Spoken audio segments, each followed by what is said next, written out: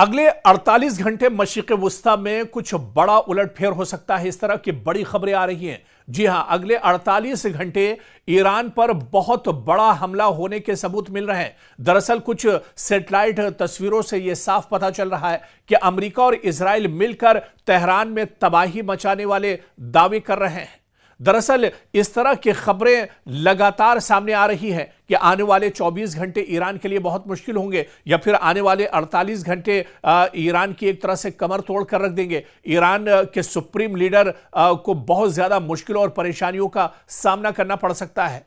लेकिन दूसरी तरफ ईरान है एक तरह से बेपरवाह, बल्कि यह कहा जाए कि ईरान की अब एक तरह से आदत सी हो गई है इस तरह की धमकियां सुनने की। पिछले 47-48 साल से लगातार ईरान की जो क़यादत है इसी तरह की धमकियां सुनती आ रही है, इसी तरह की पाबंदियों का सामना करती चली आ रही है, इसी तरह के जंगी माहौल एक तरह से ईरान के खिलाफ बनते रहे। मशरिक़ वुस्ता में जब भी माहौल खराब हुआ उसका असर ईरान पर पड़ा है। अमेरिका ने हमेशा ईरान के ऊपर पाबंदी बनाकर रखी है, इजराइल ने हमेशा ईरान के ऊपर दबाव बनाकर रखा है, लेकिन ईरान हमेशा से एक तरह से इन धमकियों से कभी डरा नहीं है।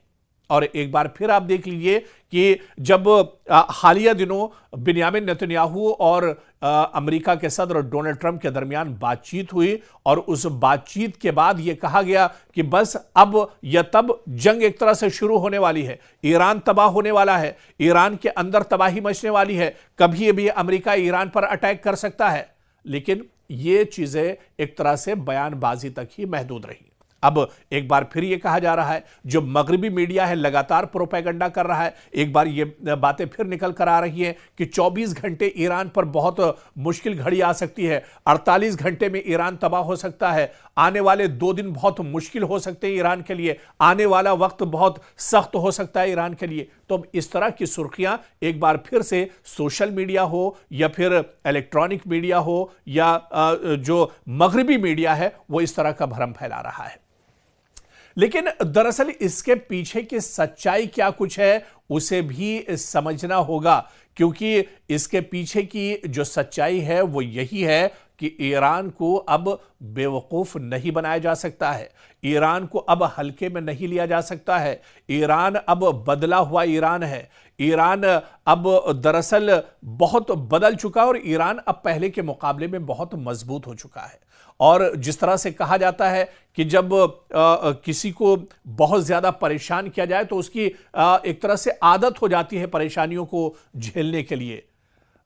एक शेर है कि उसका मिसरा कि इतनी दुश्वारियों और परेशानियां पड़ी कि वो एक तरह से आसान हो गई। और ऐसा ही कुछ ईरान के साथ भी है कि ईरान पर इतनी एक तरह से पाबंदियां लगाई गई, इतनी बार ईरान पर एक तरह से हमला किया गया, ईरान को लेकर इतना ज्यादा प्रोपेगेंडा किया गया, ईरान के एटमी हथियारों को लेकर, तंसीबात को लेकर इतना ज्यादा एक तरह से प्रोपेगेंडा हुआ है माजी में कि ईरान की अब एक तरह से आदत पड़ चुकी है। और ईरान जान रहा है कि एक तरह से जो भौंकते हैं वो दरअसल इस तरह की कारकर्दगी उनकी नहीं होती है या इस तरह से वो कदम नहीं उठाते हैं। तो अमेरिका तो अभी भी एक तरह से भौंक रहा है, इजराइल की तरफ से सिर्फ बयानबाजी हो रही है। और आप देखिए कि पिछले 1 महीने से अमेरिका की तरफ से, डोनाल्ड ट्रंप की तरफ से, बिन्यामिन नेतन्याहू की तरफ से या अमेरिका और इजराइल के जो सैन्य अफसरान हैं उनकी तरफ से सिर्फ और सिर्फ बयानबाजी हो रही है। अब तक आखिर कोई कार्रवाई क्यों नहीं हुई? जब अब्राहम लिंकन अपनाए हुर्मुज में लंगर डाल चुका है तो फिर देरी किस बात की है? जब अमेरिका का B-2 बम्बर एक तरह से तैयार है हमला करने के लिए तो फिर देरी किस बात की है? तो इंतजार किस बात का अमेरिका कर रहा है? दरअसल इंतजार इस बात का कर रहा है अमेरिका कि बातचीत से ही बात बन जाए। और कहीं दुनिया जिस तरह से पिछली बार की जो जंग हुई थी, दुनिया ने ईरान का जो रूप देखा था, ईरान के जो खतरनाक असलहे और हथियार देखे थे और सबसे बढ़कर ईरान के फौजियों का जो अज़्म और हौसला देखा था, उसे देखकर अब अमेरिका भी एक तरह से डरा हुआ है। अमेरिका भी इस बात से डर रहा है कि अगर मशरिक़ वुस्ता में जंग छिड़ती है तो उसका खमियाजा इजराइल को भुगतना होगा और मशरिक़ वुस्ता में जहां जहां अमेरिका के एयरबेस हैं उन्हें एक तरह से तबाही उठानी पड़ेगी।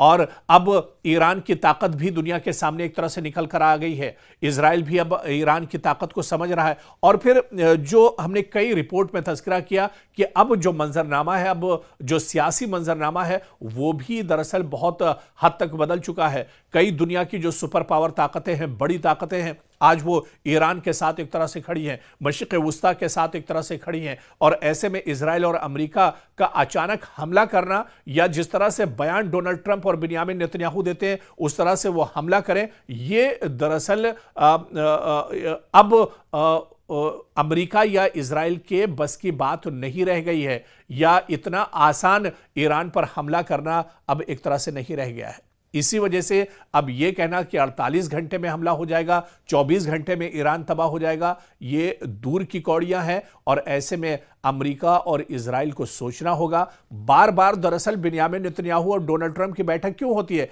वो बैठक इसी वजह से होती है क्योंकि अमेरिका और इजराइल उलझन के शिकार हैं। इन्हें कोई रास्ता नजर नहीं आ रहा है, इन्हें कोई तस्वीर अब नजर नहीं आ रही कि किस तरह से ईरान को फंसाया जाए, किस तरह से ईरान पर हमला किया जाए, किस तरह से ईरान को तबाह बर्बाद किया जाए। इसी वजह से अमेरिका और इजराइल अब दरअसल परेशानी के शिकार हैं, और इसी वजह से न तो वो अपने कदम आगे बढ़ा पा रहे हैं और ना ही वो अपने कदम पीछे एक तरह से खींच पा रहे हैं।